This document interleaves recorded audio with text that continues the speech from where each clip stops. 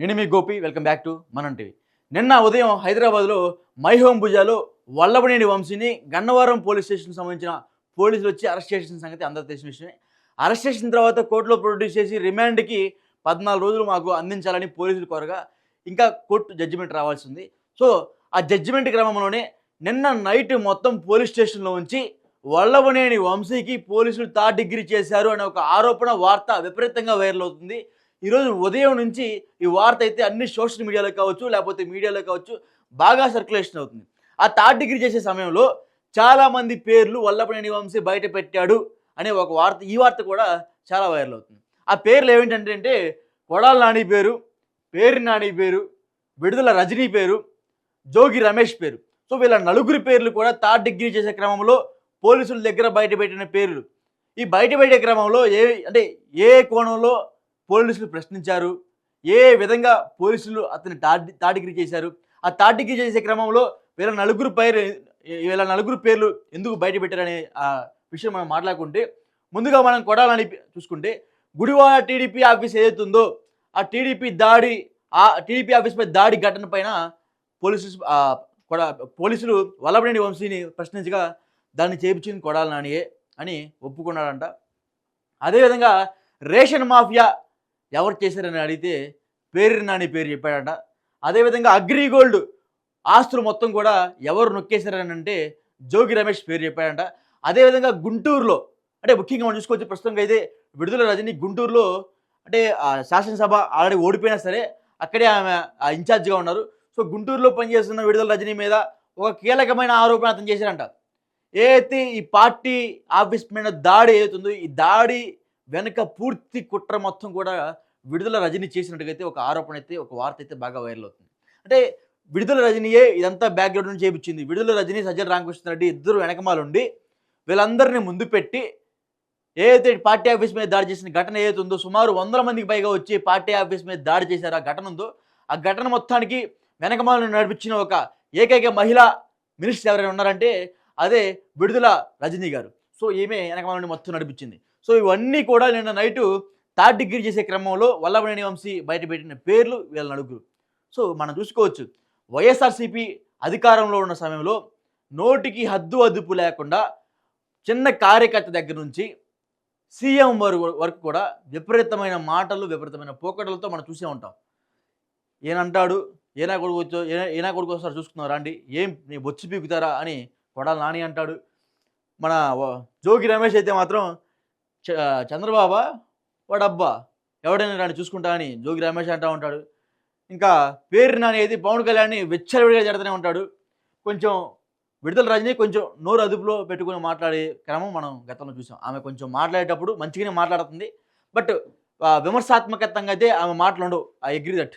So ఈ నలుగురు పేర్లను బయటపెట్టే క్రమంలో ఈ నలుగురు గతంలో ప్రభుత్వంలో ఉన్నప్పుడు వాళ్ళు చేసిన ఆరోపణలు కావచ్చు, బూతులు కావచ్చు, నోటికి అదుపు లేకుండా ఏ విధంగా మాట్లాడారో చూసేగా మనందరం చూసాం కదా. సో అవన్నీ కూడా ఇప్పుడు టీడీపీ పార్టీ నుంచి రెడ్ బుక్ అనేది ఒకటి ఓపెన్ అయిందంట. ఆ రెడ్ బుక్లో ప్రస్తుతానికి అయితే 3వ పేరుగా కొడాల నాని పేరు ఉండబోతుంది అని ఒక వార్త కూడా చక్కర్లు పడుతుంది. ఈ వార్త ఎందుకు వచ్చిందంటే, నిన్న అరెస్ట్ అయ్యే క్రమంలో వల్లభనేని వంశీ ఫోన్ చేసి కొడాల నానికి అలా అరెస్ట్ అవుతున్నా కొంచెం నన్ను కాపాడంటే, మెలకొని వెళ్ళి అరెస్ట్ అయిపో, నా పనే ఇక్కడ లేదు, నన్ను కూడా రేపు మాపు నీలాగా వేస్తారు లోపల అంటే మెలకొని వెళ్ళిపోయాడంట వల్లభనేని వంశీ. సైలెంట్గా పోలీసులు వచ్చారు, ఎక్కించుకుపోయారు, వెళ్ళిపోయాడు అంతే స్టేషన్కి. సో వెళ్ళిన తర్వాత చాలా దాడి చేశారు అనే వార్త కూడా వస్తుంది.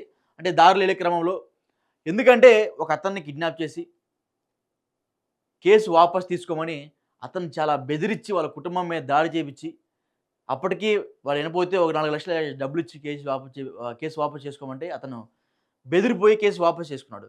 తర్వాత పోలీసులు ఎంక్వైరీ చేయగా, ఎందుకు నువ్వు కేసు వాపస్ తీసుకున్నావు అబ్బాయి అంటే, ఇట్టటి సంగతి అండి, నన్ను ఇట్లా వల్లభనేని వంశీ అనుచరులు అందరూ వచ్చి నన్ను కొట్టారు, నన్ను బెదిరించారు, నన్ను డబ్బులు ఇచ్చి నన్ను నోరు మూపిద్దాం అనుకున్నారంటే, లేదు నువ్వు కోర్టుకురా, నేను జడ్జి గారి దగ్గర ఇది మాట్లాడాలని అతను జడ్జి గారి తీసుకెళ్ళి మళ్ళీ కేసు రీఓపెన్ చేయించి అతనికి ధైర్యం చెప్పి ఎస్సీ/ఎస్టీ అట్రాసిటీ కేసు వల్లభనేని వంశీపై పెట్టడం ద్వారా ఇతను నిన్న మై హోమ్ భుజాలో పోలీసులు అయితే అరెస్ట్ చేయడం జరిగింది. దాని తర్వాత జగన్మోహన్ రెడ్డి గారు కూడా ఎటువంటి స్పందన లేదు. గతంలో వైసీపీ మీద ఉన్న రాయేస్తే సార్ ఆ పార్టీలో ఉన్న మంత్రులు, ఎమ్మెల్యేలు విపరీతంగా అసలకి ధూమ్ ధామ్ ప్రతి ఒక్క మీడియా ఏ ఛానల్ ఓపెన్ చేసినా సరే వాళ్ళే కనపడతా ఉండేవాళ్ళు. కానీ ఇప్పుడు ఎవ్వరు ఒక్క మాట కూడా నోరు మెదపట్లేదు.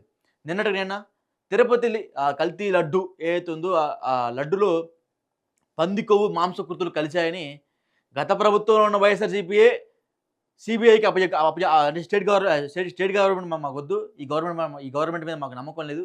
మాకు సెంట్రల్ గవర్నమెంట్‌కెళ్ళి మేము దీని మీద పోరాడతామంటే, సరే అట్లా అని చేసుకోకపోయినా స్టేట్ గవర్నమెంటు సెంట్రల్ గవర్నమెంట్‌కి మూవ్ పాస్ చేయగా, ఆ క్రమంలో సెంట్రల్ గవర్నమెంట్ ఏముందంటే లడ్డూలో కల్తీ జరిగింది అని సెంట్రల్ గవర్నమెంటే నిర్ధారించింది. సో, నిర్ధారించిన తర్వాత ఆ పార్టీకి సంబంధించిన ఏ నాయకుడు కూడా దీని మీద మాట్లాడల. ఏ నాయకుడు ఇంక్లూడింగ్ అంబటి రాంబాబు నోరు పారేసుకునే మంత్రి. సో, అతను మాట్లాడలేదు, కొడాలి నాని మాట్లాడలేదు, పేరు నాని మాట్లాడలేదు, జోగి రమేష్ మాట్లాడలేదు, సజ్జల రామకృష్ణారెడ్డి మాట్లాడలేదు. ఎవరు కూడా నోరు మెదపల. అంటే ఇది తప్పు ఒప్పుకున్నారనే కదా!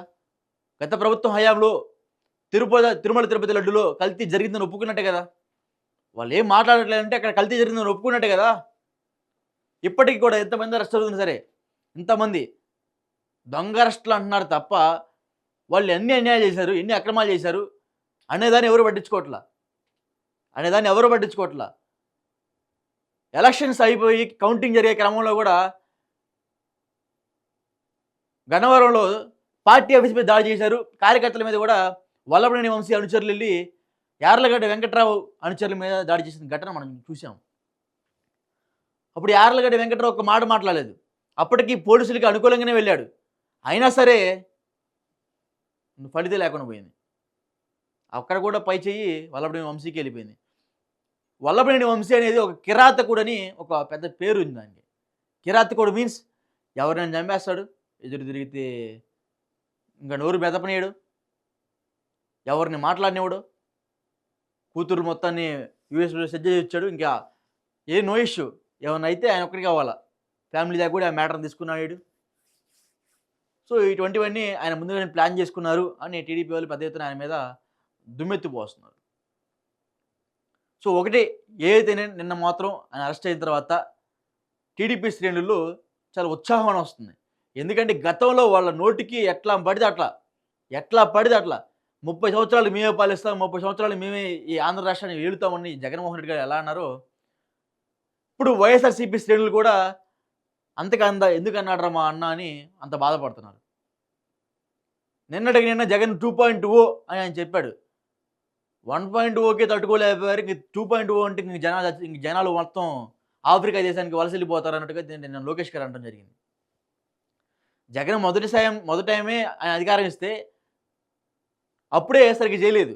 ఇంకా 2.0 అంటే ఇంకేం చేస్తారో, మళ్ళీ 30 ఏళ్ళు అంటున్నాడు. ఇప్పుడే ప్రజలు అధికారం ఇవ్వలేదు, 11 సీట్లతో బుద్ధి చెప్పారు.